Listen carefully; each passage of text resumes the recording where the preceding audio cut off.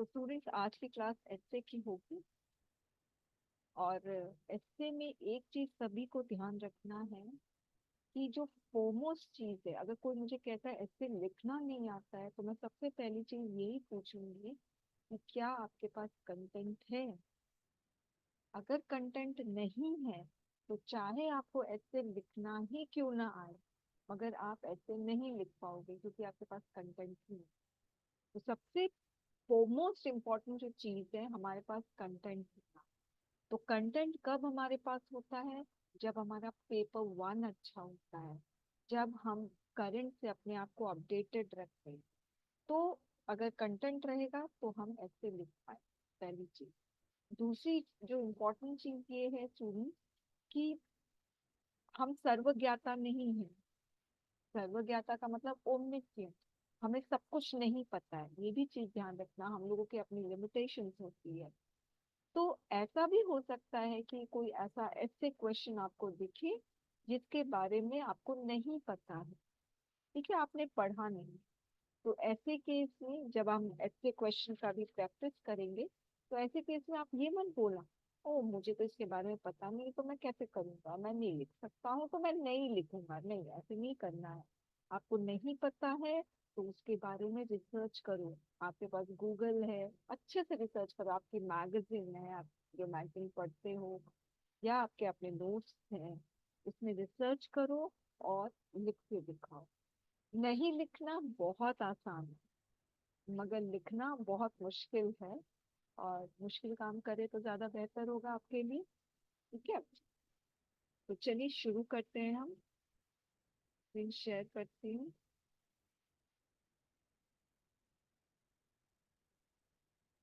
ये है ऐसे चेकमेट राइटिंग सेक्शन बुक का ये 10th चैप्टर है स्टूडेंट, जो आपको स्क्रीन में दिख रहा है।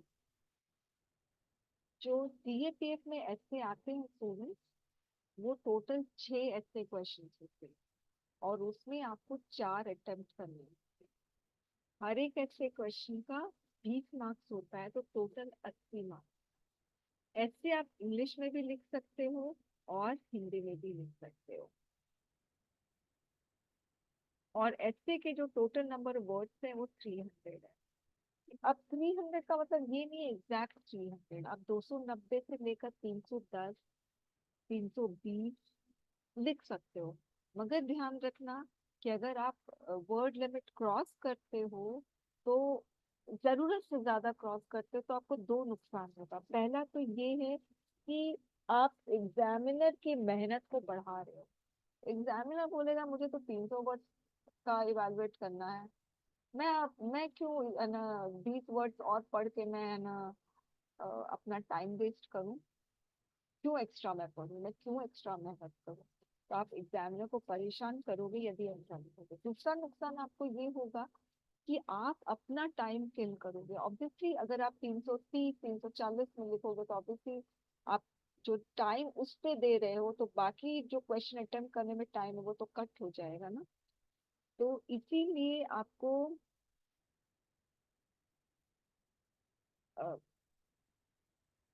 क्लास तो स्टार्ट हो गई है संदीप, आपका मैसेज आया अभी। एनीवे, सबको सुनाई दे रही है ना मेरी आवाज? यस। Yes ma'am.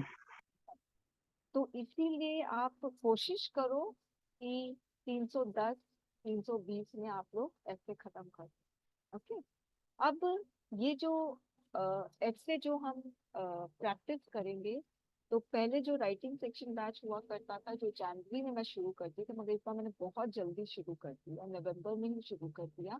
तो जब जनवरी में शुरू करती थी, तो मैं पहले ही सारे ऐसे क्वेश्चन स्टूडेंट्स को दे देती थी।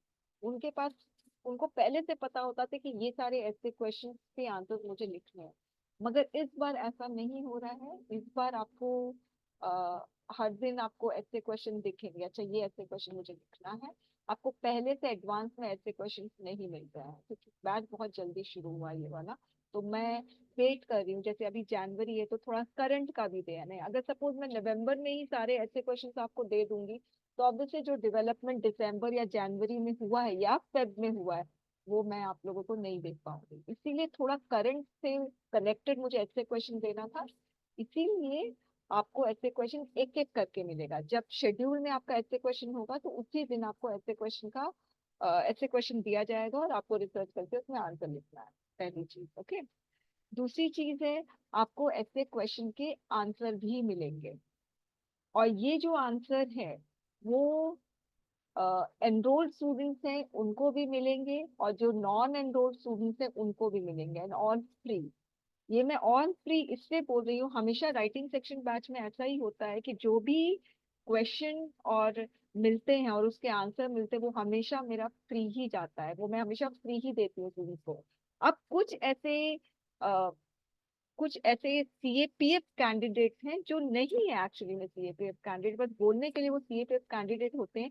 They make business out of these notes, out of these free notes. वो लोग बिजनेस करते हैं। क्या किया उन्होंने, जिसने भी किया मुझे पता नहीं है, मगर मेरे पास आ जाता है। ऑब्वियसली आजकल तो सब पता ही चल जाता कौन क्या कर रहा है।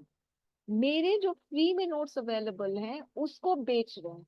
रश्मि मैम के ऐसे के क्वेश्चन के आंसर्स मेरे पास है पूरा कंपाइल्ड, मैं 200 में दे रहा हूँ, लेना है? जबकि वो मैं फ्री में दे रही हूँ और वो 200 में दे रहा है। इसीलिए स्टूडेंट्स, ये मैं यूट्यूब में अनाउंस कर रही हूँ, जो भी मेरे टेलीग्राम ग्रुप में है उसको तो मिल ही जाएंगे, जो नहीं है वो ज्वाइन होइए, आपको सारे ऐसे क्वेश्चन के आंसर्स मिलेंगे, मगर एक एक करके मिलेंगे।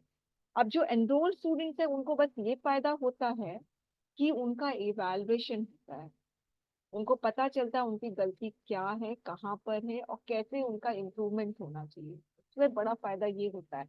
और वो लिख कर अपना जो मॉडल आंसर मैं सेंड करती हूँ उससे वो मैच कर सकते हैं। बस ये फायदा है एनरोल स्टूडेंट को, ये सबसे बड़ा फायदा है। ओके। अदरवाइज वीडियो क्लासेस भी फ्री है, नॉन एनरोल स्टूडेंट्स को ही मिल रहा है, ऐसे के नोट सब कुछ मिल रहे हैं। अब जो एनरोल स्टूडेंट्स हैं वो ये ना सोचे अरे आंसर तो मिल ही रहा है, लिखूं क्यों मैं। स्टूडेंट्स, आप लोगों को पता नहीं है, आंसर मैं लिख के दे रही हूँ। एग्जाम में आपको खुद ही आंसर लिखना है, तो ऑब्वियस सी बात है अगर आप अभी प्रैक्टिस नहीं करोगे तो आप एग्जाम में आप नहीं लिख पाओगे। आप खुद ही, आपको लगेगा कि अरे मैंने तो जो मुझे रेडीमेड मिला था मैं उसी से, है ना, मैंने तो देखा है। जो आपको मैं मॉडल आंसर दे रही हूँ उसमें आपको दो चीज देखना है, दो क्या तीन चीज आप देख सकते हो। पहला कि कंटेंट, उसमें आप कंटेंट को निकाल सकते हो, बहुत इंपॉर्टेंट। दूसरा है कि किस तरह से मैं अपने ऐसे क्वेश्चन को ऑर्गेनाइज किया है। मैंने ऑर्गेनाइज करने का मतलब para to para connectivity, line to line connectivity. और तीसरी इंपॉर्टेंट चीज है, मैंने जो ऐसे क्वेश्चन दिया है उस क्वेश्चन से कैसे कनेक्ट करके मैंने अपने कंटेंट को दिया है, किस तरह से मैं अपने मतलब कंटेंट के थ्रू ऐसे क्वेश्चन को जस्टिफाई कर रही हूँ। सबसे बड़ी इंपॉर्टेंट चीज ये है सूजी कि जो मैंने last year writing section batch के स्टूडेंट्स को देखा था, मतलब मैंने ऐसे क्वेश्चन अच्छा लिखा है, उसका आंसर मैंने अच्छा लिखा है ऑब्वियसली, मगर मैंने ये देखा है जो राइटिंग सेक्शन के बैच के स्टूडेंट थे लास्ट ईयर और लास्ट टू लास्ट ईयर भी मेरे से बेहतर ऐसे क्वेश्चन लिखे थे, मैं मतलब ऐसे क्वेश्चन का आंसर लिखे थे मेरे से बेहतर। तो स्टूडेंट्स, कभी भी ये मत समझना कि मैंने जो दिया है ऑल परफेक्ट, इससे बेहतर कुछ नहीं हो सकता, ऐसा नहीं है। इससे भी बेहतर हो सकता है। कोई इसमें सेट पैरामीटर नहीं है, इसका कोई लिमिट नहीं है कि इससे बेहतर नहीं हो सकता, जरूर हो सकता है। ओके। तो आप लोगों को ये जो आंसर मिलेंगे मॉडल आंसर की तरह है, जिसका जिससे आप जिसको स्टडी करके आप बहुत सारी चीजें एनालाइज कर सकते हैं। ओके। चलिए अब हम शुरू करते हैं। अब देखिए, ऐसे क्वेश्चन जो होता है वो यूपीएससी जो सेट करता है उसको हमें एनालाइज करना बहुत जरूरी है, जिससे आप खुद भी ऐसे क्वेश्चन को प्रेडिक्ट कर सकते हैं। ओके। तो जितने भी ऐसे क्वेश्चंस आए हैं सीएपीएफ में वो करंट इश्यूज से तो आते ही हैं, फाइन। मगर आप देखोगे बर्निंग इशू जो करंट नहीं है उससे भी आते हैं, जो हम डिटेल में बात करेंगे। और फिर हिंदू एडिटोरियल पेज से भी आते हैं, और कोड बेस्ड भी ऐसे क्वेश्चन आते हैं। तो सबसे पहले हम करंट इश्यूज का देखते हैं। तो एक चीज ध्यान रखना, जितने भी करंट इश्यूज हैं आप कभी ये मत सोचना कि हमेशा डायरेक्ट ही फ्रेम करेंगे ऐसे क्वेश्चन, नहीं।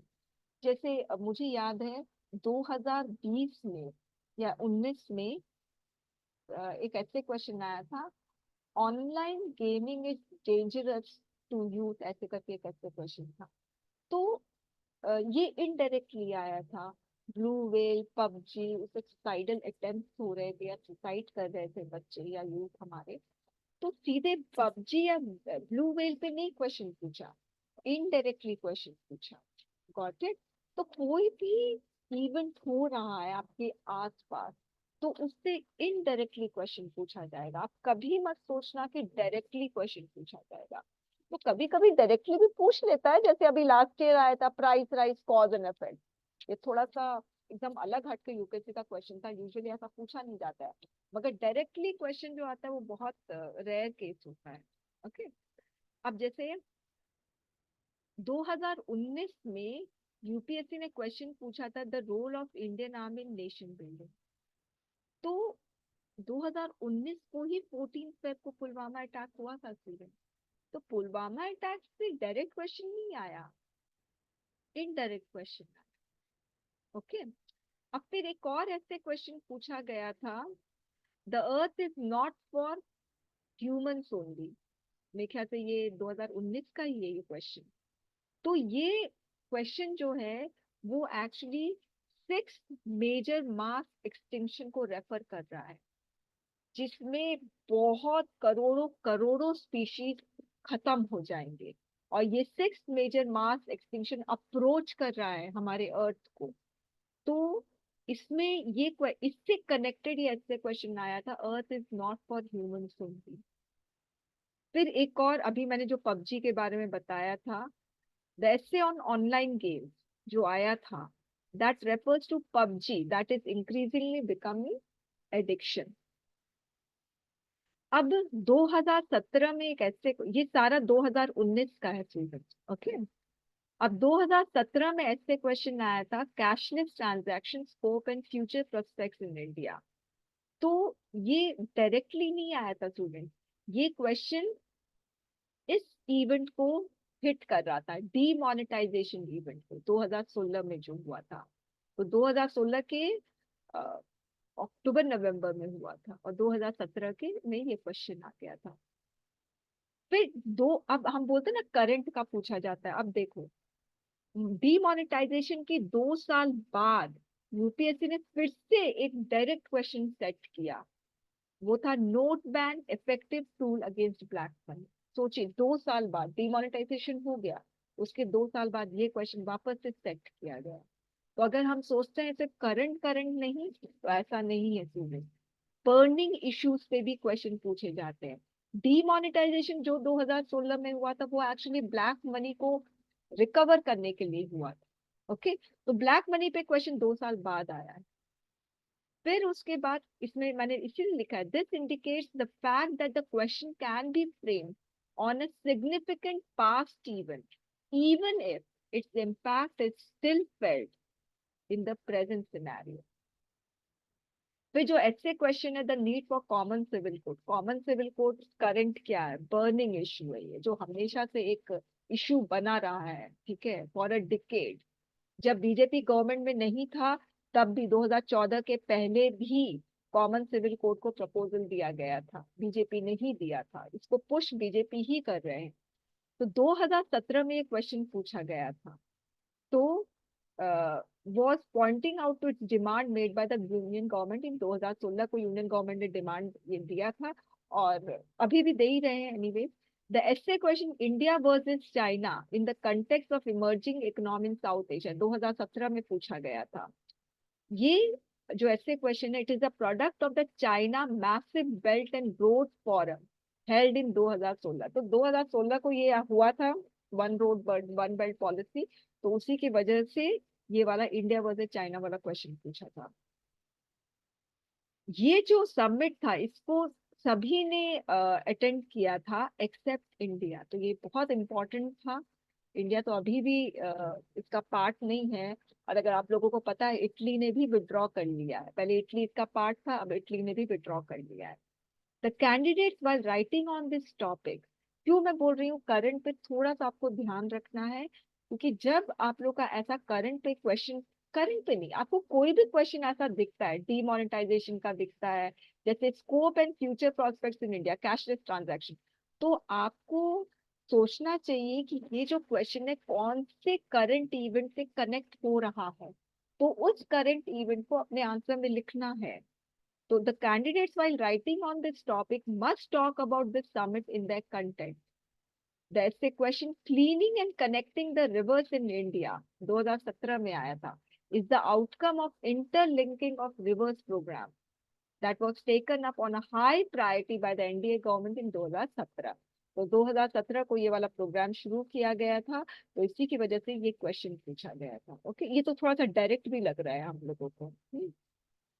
Another worth noting fact about UPSC question setters is that the most expected essay questions, ऐसा लगता है कि भाई इस पे तो आएगा ही आएगा, है ना, तो sometimes become too significant for them to include in the question paper. हमें लगता है ये तो आना ही आना है. जैसे EWS को रिजर्वेशन मिला था, हाँ, तो ऐसा लग रहा था रिजर्वेशन पे क्वेश्चन पक्का आएगा, मुझे लग रहा था, तो मैंने क्वेश्चन भी सेट किया था रिजर्वेशन पे, 2 क्वेश्चन सेट किया था, एक आर्ग्यूमेंट और एक ऐसे क्वेश्चन, मगर आया ही नहीं. अब जैसे उरी अटैक हुआ 2016 में, तो ऐसा लगा कि भाई इस पे क्वेश्चन आना चाहिए, मगर 2017 में आए, मगर नहीं आया था. But there wasn't any question that bore even an indirect reference to this terrorist attack. Similarly, अच्छा जो मैं बोल रही हूँ ईडब्ल्यूएस पे, ईडब्ल्यूएस अनाउंस हुआ था जनवरी 2019 को, और ऐसा लग रहा था ये सबसे हॉट टॉपिक है, मुझे तो कम से कम लग रहा था, हमें मुझे लगा कि पक्का पक्का आएगा इस बार सीएपीएस एग्जाम, मगर नहीं आया 2019 में, बिल्कुल, और उसके बाद भी नहीं आया, उसके बाद भी कोई 2020 में भी नहीं आया, रिजर्वेशन में कोई क्वेश्चन ही नहीं आया. ओके, तो ऐसा होता है, आप यूपीएससी को कभी भी प्रेडिक्ट नहीं कर सकते हो. अब चलिए हम बर्निंग इश्यूज पे बात करते हैं. CAPF candidates should be mindful of the fact that UPSC doesn't frame all the 6 essay questions on current issues. ये भी ध्यान रखना है कि सिर्फ करंट पे ही नहीं आता. मैंने अभी नोट बैन वाला आपको बताया था, 2 साल बाद उन्होंने क्वेश्चन फिर से सेट किया ब्लैक पे. You will find some essay questions being framed on burning issues as well. These burning issues have always been the cause of concern for the government. वो कौन कौन से बर्निंग इश्यूज हैं, ऐसे जो इंडिपेंडेंस के बाद से ही हमें दिख रहा है और अभी तक रिजॉल्व नहीं हुआ है, वो कौन से इश्यूज हैं, एग्रीकल्चर का. ठीक है, अब एग्रीकल्चर का आपको पता है, जब इंडिपेंडेंस के समय की बता रही हूँ, तो जीडीपी में इसका शेयर एग्रीकल्चर का बहुत ज्यादा था, मेरे पास अभी डेटा नहीं है, मगर अगर आप एट प्रेजेंट देखोगे तो एग्रीकल्चर का जो शेयर है जीडीपी में वो बहुत कम हो गया है, 15% हो गया है शायद. तो एग्रीकल्चर बहुत बड़ा इशू है अभी. इन्वायरमेंट ऑब्वियसली ये बहुत बड़ा इशू है, आप लोग को पता ही है. रिलीजन बहुत बड़ा मुद्दा है, ये बहुत बहुत बड़ा मुद्दा है, मगर उसमें भी आप एक चीज ध्यान रखना, ऐसी ऐसे इवेंट जो इमोशनली कनेक्टेड है रूलिंग गवर्नमेंट, ऐसा इशू जो इमोशनली, जिससे रूलिंग गवर्नमेंट इमोशनली कनेक्टेड है, अयोध्या का इशू है, कश्मीर का इशू है, 370 को अब्रोगेट करने का, तो ये अच्छा कदम रहा हुआ है, ये हम हमें एक्सेप्ट करना चाहिए, मगर ये उससे कनेक्टेड है. मगर जिस तरह से, जिस प्रोसीजर के जरिए 370 को अब्रोगेट किया, वो क्वेश्चनेबल हो जाता है सबको.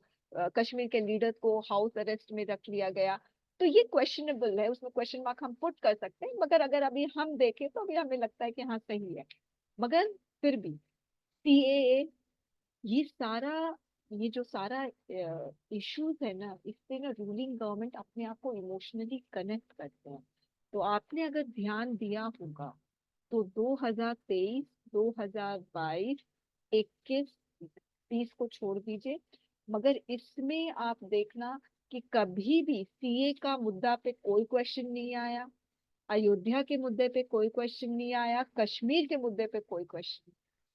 मैंने फिर भी कश्मीर पे क्वेश्चन 370 पे मैंने है ना क्वेश्चन सेट किया था, मगर मुझे पता था कि नहीं आएगा. तो ऐसा मुद्दा जिससे रूलिंग गवर्नमेंट अपने आप को कनेक्ट कर रही इमोशनली, तो ऐसे क्वेश्चन का आने का चांसेस कम है। मगर मगर ऐसा नहीं है रिलीजन पे क्वेश्चन नहीं आएगा, आएगा रिलीजन पे क्वेश्चन, क्योंकि ये बहुत बड़ा मुद्दा है, क्योंकि मल्टी रिलीजियस कंट्री है India. Security, Indian arm forces, इस पे क्वेश्चन आएगा, ये सब बहुत बड़ा मुद्दा है। तो आप हमेशा ध्यान रखना, आप जब भी अपने क्वेश्चन प्रिपेयर करते हो या उसका आंसर तैयार करते हो, तो इन्वायरमेंट, एग्रीकल्चर, रिलीजन, सिक्योरिटी, बहुत बहुत, इसका तो मैंने अलग से यूट्यूब वीडियो भी बनाया था, मैंने अपलोड भी किया था। ठीक है, अभी हम इस पे भी बात करेंगे सिक्योरिटी पे। एनीवेज, तो ये सारे टॉपिक्स जो है ना, यूपीएससी के फेवरेट हैं, और इस पे फ्रिक्वेंटली यूपीएससी फ्रेम करता है क्वेश्चन, डायरेक्टली या इनडायरेक्टली। ठीक है, अब देखते हैं। 2014 से 2023 तक आपको चार क्वेश्चंस मिलेंगे एग्रीकल्चर बेस्ड। ठीक है, जैसे ये 2019 में sustainable farming is the need of the hour then rhetorical promises. फिर आपका 2018 में farm waiver is populistic and myopic, strategic change needed. फिर उसके बाद 2016 में farmer suicide in India, a sign of impending disaster. और 2014 में इन्वायरमेंट और एग्रीकल्चर को कनेक्ट करके क्वेश्चन पूछा गया था। तो स्टूडेंट्स, आप लोगों को पीडीएफ मिल गई है ना 2018 से लेकर 2023 तक का प्रीवियस ईयर का क्वेश्चन पेपर विद आंसर्स मिला है ना पीडीएफ सबको? यस और नो? Yes ma'am. ना, जिसको नहीं मिला है वो मुझे मैसेज कर देंगे, अभी नहीं, बाद में कर देना। तो आपको आपके ईमेल आईडी पर इन सारे प्रीवियस ईयर के क्वेश्चन विद आंसर्स मिल जाएंगे, 18 से लेकर 23 तक। अच्छा, तो ये एग्रीकल्चर बेस्ड क्वेश्चन। अब अगर आप 2014 से 2023 में देखेंगे, तो इन्वायरमेंट बेस्ड क्वेश्चन 7 आए थे।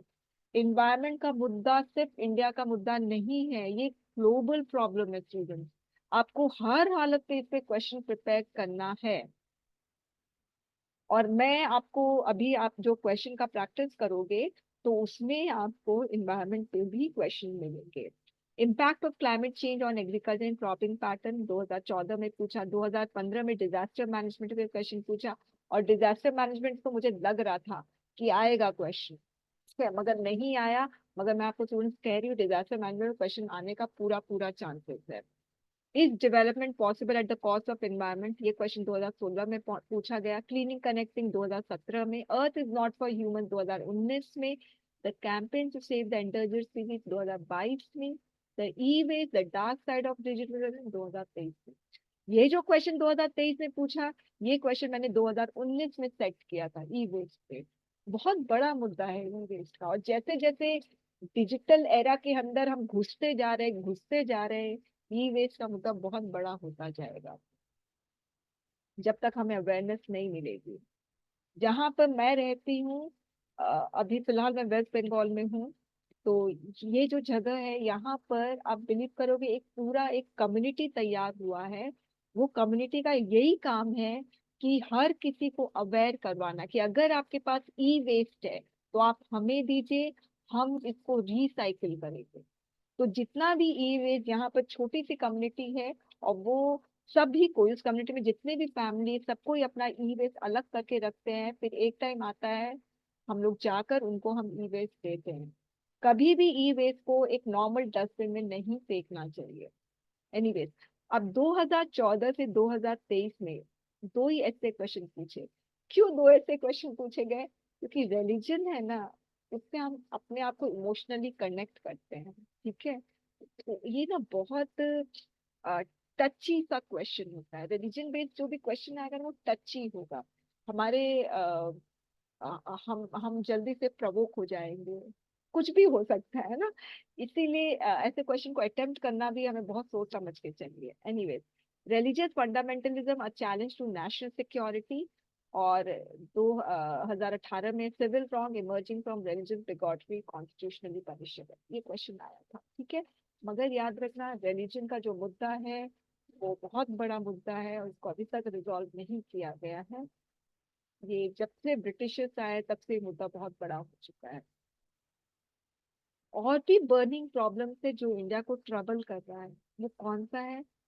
विमेन सेफ्टी बहुत इंपॉर्टेंट है। रिजर्वेशन इशू, ये टची है। पॉवर्टी ये टच ही नहीं है, एजुकेशन टच ही नहीं है, पॉपुलेशन टच ही नहीं है, विमेन सेफ्टी टच ही नहीं है। Okay, got it.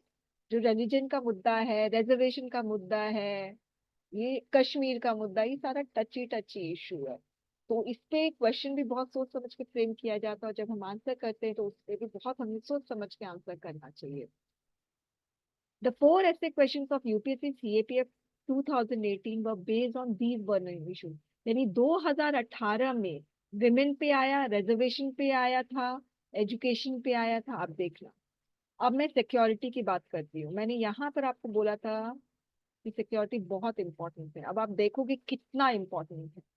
ठीक है, 2011 से 2023 तक 9 ऐसे क्वेश्चन पूछे गए हैं सिक्योरिटी के। सिक्योरिटी का मतलब क्या है? Arm forces based question. ठीक है, अब आप देखोगे, अच्छा ये वापस से रिपीट हो गया है। 2022 में इंडियन आर्म फोर्सेस का क्वेश्चन आया था। Indian arm forces are a combination of strategic thinking and timely action. 2022 में सोचिए, 2022 में एक और क्वेश्चन पूछा गया, the emerging presence of women in the Indian arm forces. 2022 में दो क्वेश्चन सिक्योरिटी रिलेटेड आए। सिक्योरिटी का मतलब डिफेंस, इंडियन आर्म फोर्सेस या security. Okay, internal security, external security. 2021 में infiltrators are threat to India security. 2020 में emerging threat to India internal security. 19 में the role of Indian army nation building, Pulwama attack वाला है। 2015 में cyano पाक alliance and India security. 2014 में, अब ये साइनो पाक नहीं होगा, अब ये रशिया पाक, सॉरी रशिया चाइना अलायंस होगा। Russia China alliance, India security. हालांकि फिर भी इंडिया ठीक है, उसका अपना रशिया से जो रिलेशनशिप है अभी भी ठीक है।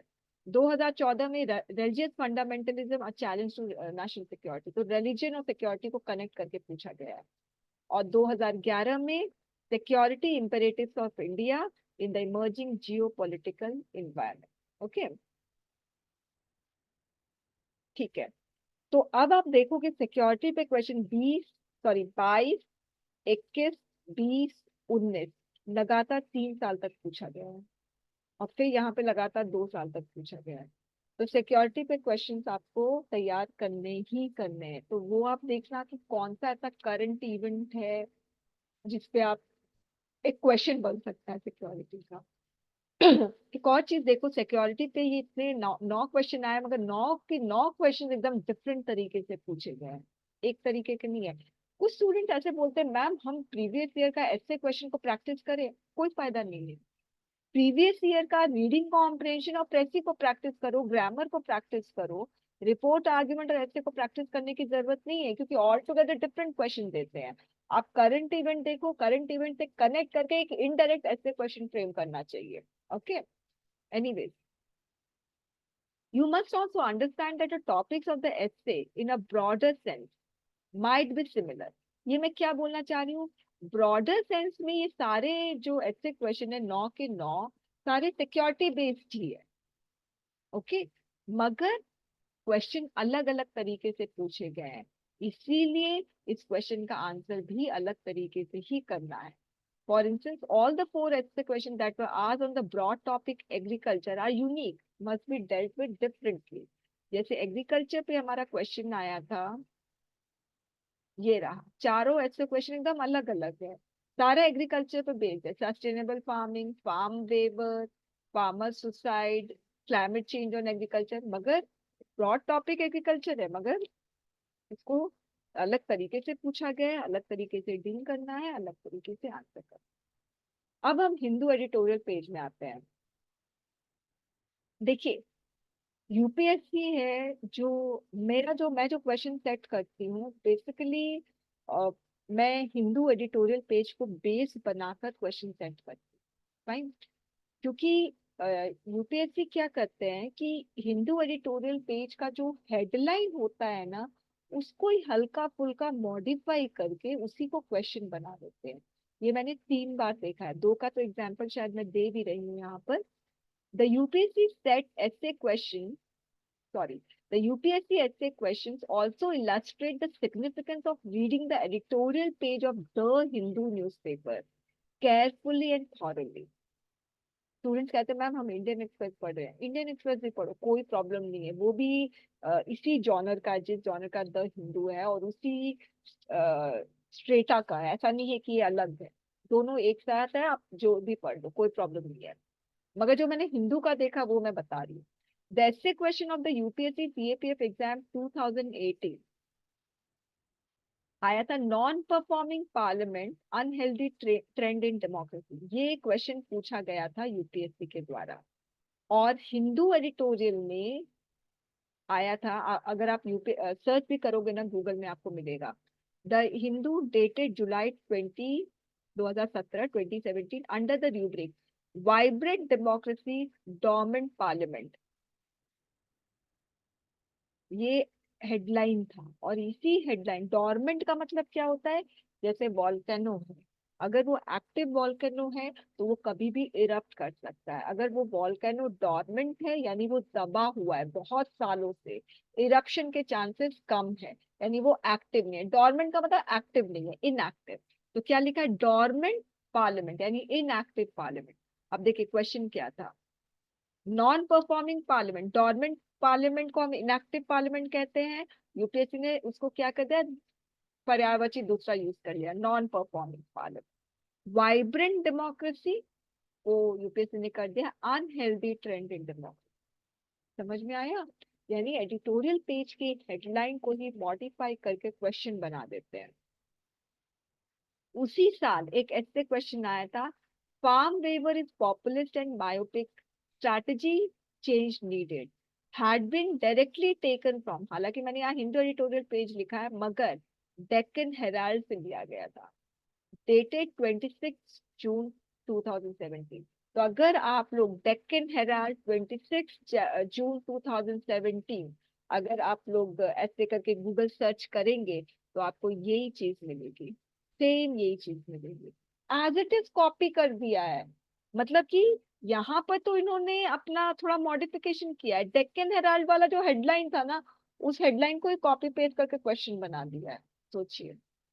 अब एक ऐसे क्वेश्चन आया था 2019 में, the impact of social media on social relationship, ये क्वेश्चन जो था वो हिंदू एडिटोरियल पेज से ही लिया गया था, और हिंदू एडिटोरियल पेज में आया था, इस सोशल मीडिया पोलराइजिंग सोसाइटी, ये द हिंदू 7 दिसंबर 2018 को आया।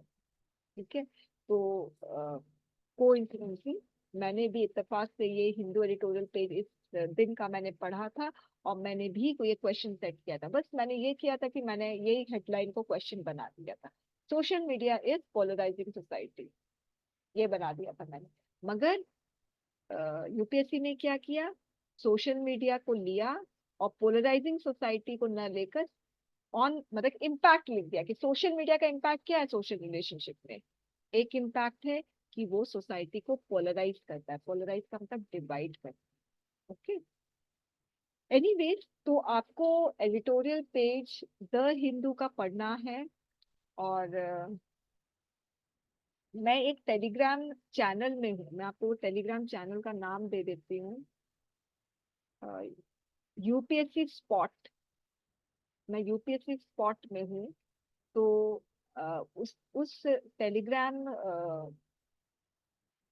उस टेलीग्राम चैनल में हिंदू एक कंबाइंड कंपाइल करके एडिटोरियल पेज आता है, कंपाइल करके, उसमें द हिंदू भी होता है, स्टेट्समैन भी होता है, द ट्रिब्यून भी होता है, द इंडियन एक्सप्रेस भी होता है। तो मेरा यही काम होता है, सबसे पहले मैं सुबह को ये वाला कंपाइल वाला जो है ना उसको मैं पढ़ लेती हूँ। वो हिंदी में भी आता है, इंग्लिश में भी आता है, तो मैं उसका लिंक शेयर कर दूंगी। किसी को भी अगर ज्वाइन करना है तो करिए, और ई न्यूज़पेपर पढ़िए। ये ग्रुप कब तक रहेगा मुझे नहीं पता है। तो उसमें आपको करीब 24 पेज के सारे एडिटोरियल, जितने भी न्यूज़पेपर के एडिटोरियल्स है ना, वो कंपाइल करके एक जगह आपको दे रहे हैं, तो इससे अच्छी क्या बात होगी। मैं देखती हूँ मैं इसका लिंक शेयर कर सकती हूँ कि नहीं, मैं शेयर कर सकती हूँ, देखती हूँ। नहीं, मैं इसका लिंक कैसे शेयर करूंगी, आप लोग इसको सर्च करना मिल जाएगा आपको। ओके, एनीवे, तो स्टूडेंट्स इस तरह से आते हैं क्वेश्चंस। अब कोड बेस्ड क्वेश्चन जो है, अगर आप सिविल्स का देखोगे तो कोड बेस्ड क्वेश्चन बहुत आते हैं, मगर सीएपी वाले कोड बेस्ड क्वेश्चन बहुत ज्यादा नहीं पूछते हैं। दो ही कोड बेस्ड क्वेश्चन अभी तक आया है। एक 2011 में आया था, urbanisation of India is nothing but blind westernisation. और 2016 में एक क्वेश्चन आया था ये। और 2017 में आया था, हाँ संदीप, यूपीएससी स्पॉट। और 2017 में आया था the thing that count as being civilise, ये 2017 में आया था। इसके अलावा कभी कोड बेस्ड क्वेश्चन नहीं आया है। हालांकि मैं कोड बेस्ड क्वेश्चन कभी कभी मैं दे देती हूँ, हर साल, इनफैक्ट मैं हर साल एक कोड बेस्ड क्वेश्चन जरूर देती हूँ। और पर्सनालिटी बेस्ड क्वेश्चन अगर आप देखोगे, मैंने जो लिखा हुआ नहीं है, रीजन ये, पर्सनालिटी बेस्ड क्वेश्चन सिर्फ एक ही आया है, सरदार सरदार वल्लभ भाई पटेल जी पे आया है। इसके अलावा कभी भी पर्सनालिटी बेस्ड क्वेश्चन नहीं आया है। हालांकि अगर आप चेकमेट राइटिंग सेक्शन की बुक देखोगे तो उसमें मैंने पर्सनालिटी बेस्ड भी क्वेश्चन दिया है। यू नेवर नो स्टूडेंट्स, कभी भी यूपीएससी कुछ भी क्वेश्चन पूछ सकता है, ठीक है। तो यहाँ पर हमने अभी इस वीडियो में यही सीखा है कि किस तरह से यूपीएससी क्वेश्चन सेट करता है और कहाँ से क्वेश्चन लेता है। करंट इवेंट से लेता है, उसको मॉडिफाई करके इनडायरेक्ट वे में क्वेश्चन पूछता है, और या तो एडिटोरियल पेज से लेता है। ओके, अब हम नेक्स्ट वीडियो में किस तरह से हमें ऐसे लिखना चाहिए वो हम देखेंगे। ओके।